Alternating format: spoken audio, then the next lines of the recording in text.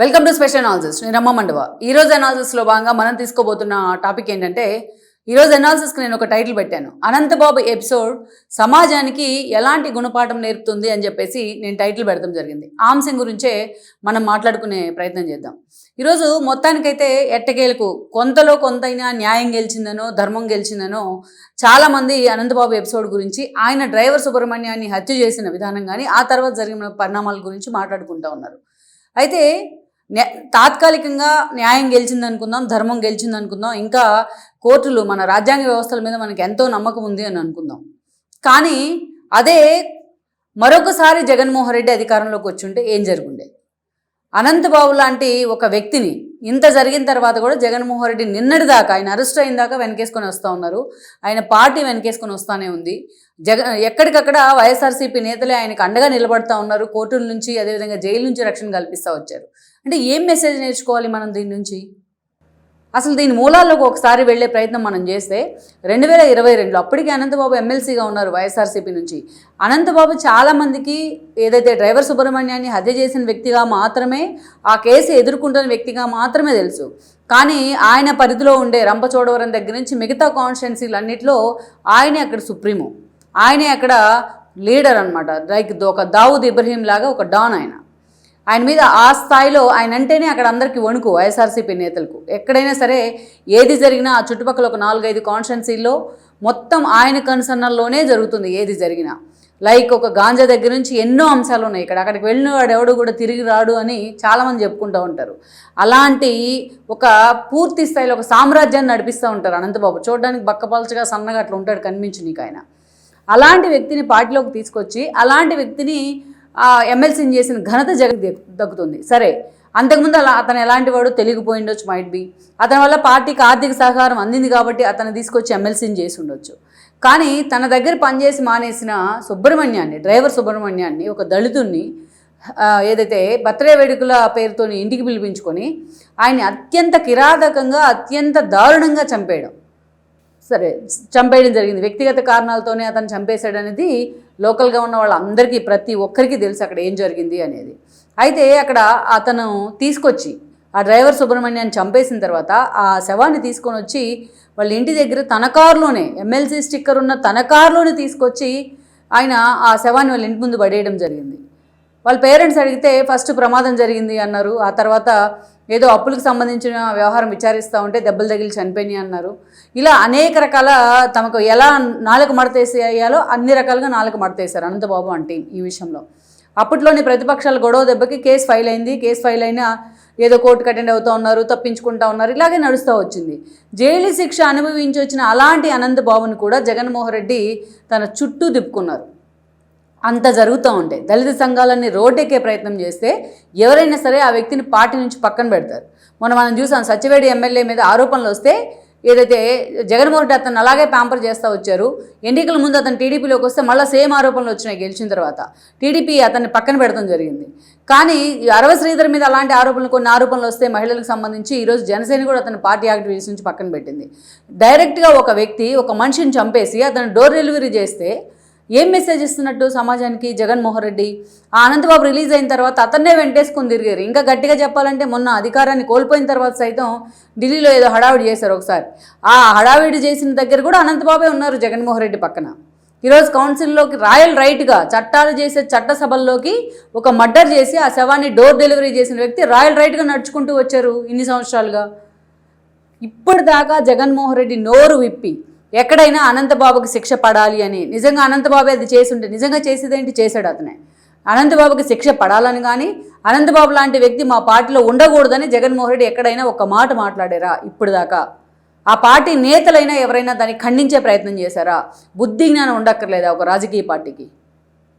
యథారాజా తదా ప్రజ అన్నట్టుగా జగన్మోహన్ రెడ్డి ఏ రోజైనా అనంతబాబు ఎపిసోడ్ని ఖండించే ప్రయత్నం చేశారా? సిగ్గుండాలి కదా ఇలాంటి వాడిని వెనకేసుకొని తిరగడానికి ఆ పార్టీకి. ఇంకా పైగా అనంతబాబుని హింసిస్తున్నారు, అనంతబాబుని వెంటాడుతూ ఉన్నారు అని చెప్పి మాట్లాడుతూ ఉన్నారు వీళ్ళు.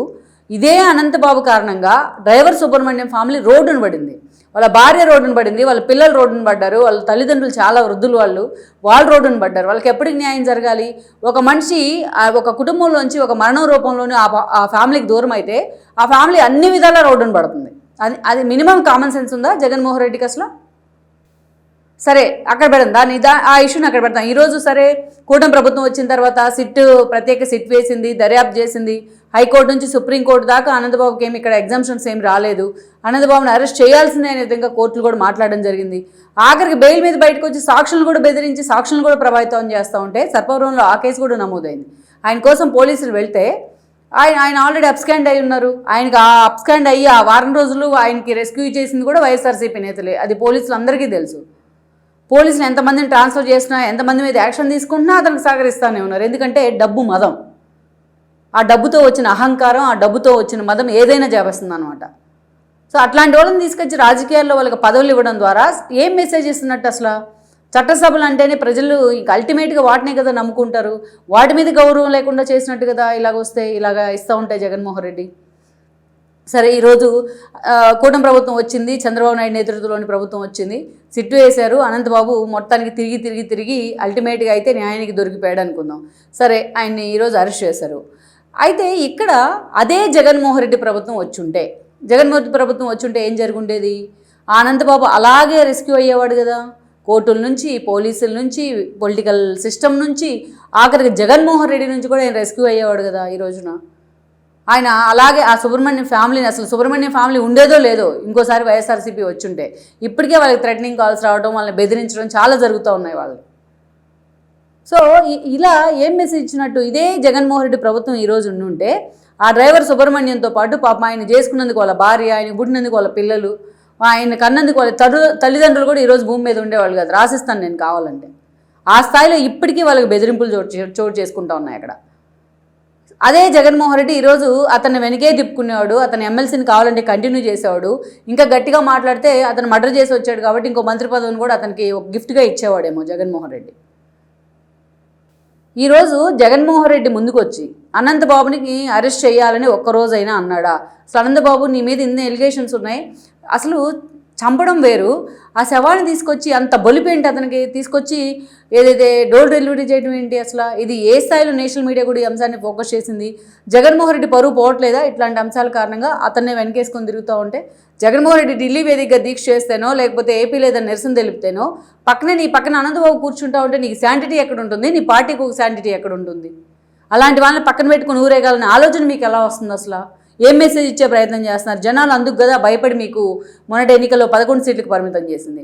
అదే మీరు ఒకసారి ఊహించుకోండి, ఈ వీడియో చూసేవాళ్ళు ఎవరైనా సరే ఒకసారి ఊహించుకోండి, ఇదే జగన్మోహన్ రెడ్డి మొన్నటి ఎన్నికల్లో మళ్ళా సీఎం అయి ఉంటే ఏం జరుగుండేది? ఈ అనంతబాబు ఇలాగే డోర్ డెలివరీలు చేసుకుంటూ పోయిండేవాడు. ఈ అనంతబాబుని ఇలాగే జగన్మోహన్ రెడ్డి రెస్క్యూకి చేసేవాడు. ఈ అనంతబాబుకి కావాలంటే మళ్ళీ మంత్రి పదవి దాకా అతన్ని తీసుకెళ్లేవాడు జగన్మోహన్ రెడ్డి. గట్టిగా మాట్లాడితే మొన్నట ఎన్నికల్లో ఈ కేసు లేకుండా ఉంటే వైట్ బీ నాకు తెలిసి ఎమ్మెల్యే టికెట్ కూడా ఇచ్చేవాడు, లేకపోతే ఎమ్మెల్సీ పదవి ఉందని ఆగిపోయాడేమో మరి.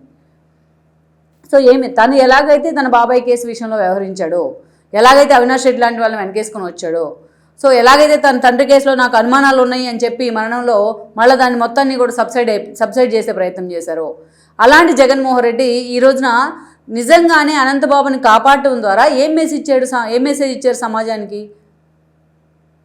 ఇప్పటికీ ఒక్క మాట అయినా సరే వైఎస్ఆర్సీపీ నుంచి దీని మీద ఖండన ప్రకటన లేదు. టీడీపీ కూడా నాకు తెలిసి కూటమి ప్రభుత్వం కూడా అంత సీరియస్గా దీన్ని తీసుకోవట్లేదు. అని పబ్లిక్ ఫిగర్ లాగా తిరుగుతూ ఉంటే ఎందుకు కామ్గా ఉండాలి? ఒక వ్యక్తిని హత్య చేసి అతని శవాన్ని తీసుకెళ్ళి వాళ్ళ ఇంటి ముందే పడేసి వచ్చి తన కారులో తీసుకెళ్ళి ఇంకా అంతకన్నా ఏమి ఎవిడెన్స్ కావాలి పోలీసులకు కానీ కోర్టులకు కానీ? ఈరోజు కూటమి ప్రభుత్వం పూనుకోకపోతే అనంతబాబు అనే నర్రోప రాక్షసుడు ప్రజల మధ్య తిరుగుతూ ఉండేవాడు కదా. తనకు అడ్డొచ్చిన వాళ్ళందరినీ ఇలాగ వేసేసుకుంటే వెళ్ళిపోతుండేవాడు మైట్ బి, ఇప్పుడు వైఎస్ఆర్సీపీ ఉండుంటే. సో ఇది ఏం మెసేజ్ ఇస్తుంది? ఒక సమర్థవంతమైన పాలకుడు అధికారంలో ఉంటే ప్రజలకు ఎలాంటి రక్షణ ఉంటుంది? ఈరోజు మైట్ బి కూటమి ప్రభుత్వం అతను వెనక్కి తిరిగి తీసుకురాలేకపోవచ్చు సుబ్రహ్మణ్యాన్ని, కానీ ఈరోజు సుబ్రహ్మణ్యం భార్యకి, సుబ్రహ్మణ్యం పిల్లలకి, సుబ్రహ్మణ్యం తల్లిదండ్రులకు కూడా ఒక ఊరట కదా. కనీసం తమ కొడుకుని అన్యాయంగా చంపిన వాడిని ఈరోజు శిక్ష పడింది, ఈ కూటమి ప్రభుత్వం ఇనిషియేట్ తీసుకుందనే ఒక ఊరట కదా అది వాళ్ళ ఫ్యామిలీకి. అతను తిరిగి తీసుకురాలేకపోయినా 31 చోట్ల కరుడుగట్టిన గాయాలు ఉన్నాయి అంటేనే ఒంటి మీద అతను ఎంత పాశావికంగా, ఎంత దారుణంగా అతన్ని హత్య చేసి ఉండాలి వీళ్ళు. మళ్ళీ సాక్షులను ప్రభావితం చేస్తే వాళ్ళు భయపడిపోయి పోలీస్ స్టేషన్కి వెళ్ళడం జరిగింది. రేపైనా వాళ్ళకి ఇబ్బంది అతను బయటకు వస్తే. ఒక సమర్థవంతుడైన పాలకుడు అధికారంలో ఉంటే ఎలా ఉంటుంది రాజ్యం అనేది, అసమర్థుడైన వాడు ఉంటే ఎలా ఉంటుంది అంటానికి కదా ఇది లైవ్ ఎగ్జాంపుల్. ఇలాంటి వాళ్ళని అసలు ఫస్ట్ సమాజమే ఎంటర్టైన్ చేయకూడదు, పొలిటికల్ పార్టీస్ దాకే తీసుకెళ్ళకూడదు ఇలాంటి వాళ్ళని. సో అందుకే అనంతబాబు, మరిన్ని అనంతబాబులు, మరింతమంది అనంతబాబులు తయారై ఉండేవాళ్ళు ఈరోజు జగన్మోహన్ రెడ్డి మళ్ళీ అధికారంలోకి వస్తే. సో అందుకే అనంతబాబు లాంటి ఒక వ్యక్తిని సమాజంలో అలాగే తిరగనిస్తే అది నిజంగా సమాజానికి రాంగ్ మెసేజ్ ఇచ్చినట్లే. ఈ విషయంలో మాత్రం కూటమి ప్రభుత్వం తీసుకున్న ఒక చర్యను అయితే మనం పూర్తిగా సమర్థించాల్సిందే. ఇప్పటికైనా అనంతబాబుకు అందుకు తగిన ఫలితం ఆయన అనుభవించాల్సిందే అని నేను కోరుకుంటా ఉన్నా.